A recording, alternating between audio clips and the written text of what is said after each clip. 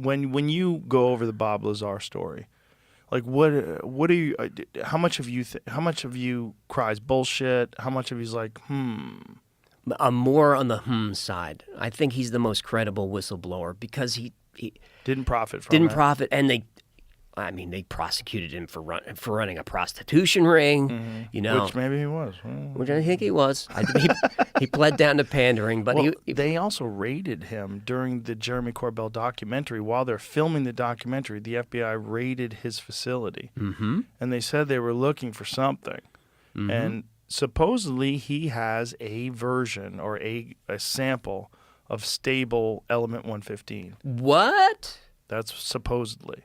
Yeah, and that's supposedly what they were looking for. Well, of course. Supposedly he had gotten that from the lab, and when he was at S4, and that he had managed to smuggle out a stable chunk of this element 115. And there was a video that George Knapp had from back in the 80s where Lazar was demonstrating how this stuff bends light and, what it does, like it has weird effects.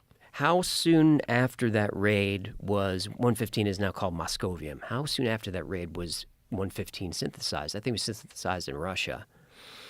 Synthesized by a particle collider, and so the when they got it is a very temporary, quickly dissolving form, but they proved its existence. And supposedly, what Lazar is saying, wherever these beings are from, they obviously have a completely different environment, and they have a stable version of this element. Yep. And this element is crucial to this gravity propulsion system. That it's a part of this reactor. It gets bombarded with radiation, produces this gravity field, allows you to just slingshot through the universe.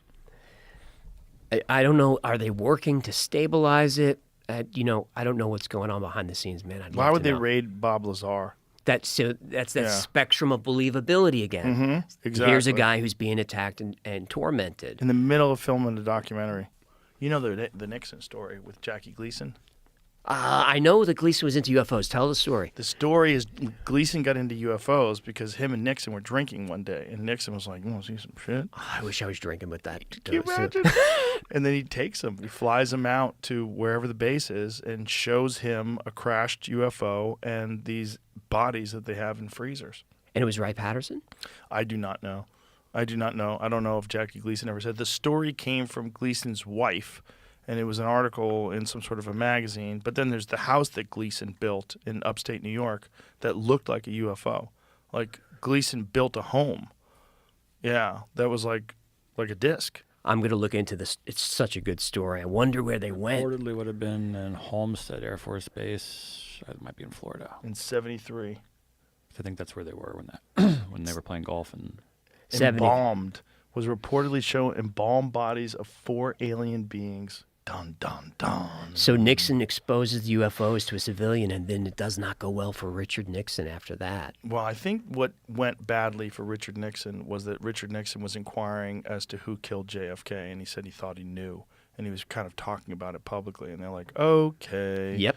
And they had already, brought in Gerald Ford, kicked out Spiro Agnew. They got rid of him. Gerald Ford, who was also in the Warren Commission report. That's right. And then all of a sudden, Nixon and Watergate happens. Nixon, the most popular president of all time. Of all time. And it turns out that Bob Woodward was actually an intelligence agent, and this is his first project ever. Operation Mockingbird. And then the people that were involved in the break-in, all FBI.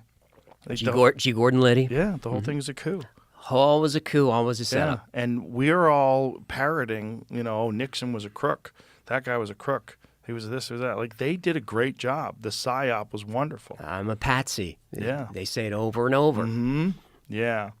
It's all really, really interesting stuff. But it's just, what it boils down to with stuff like your show, like how much is real? And when you have these mysteries, one of the amazing things about mysteries is you're never going to run out of topics. No. There's so many of these things. And as long as there's a U.S. government, I'm good. As long as the CIA exists. They're always going to be hiding something. But the fun ones are always the alien ones. Mm-hmm. That's the most fun ones. The alien ones and the ancient civilization ones. Like, what do you think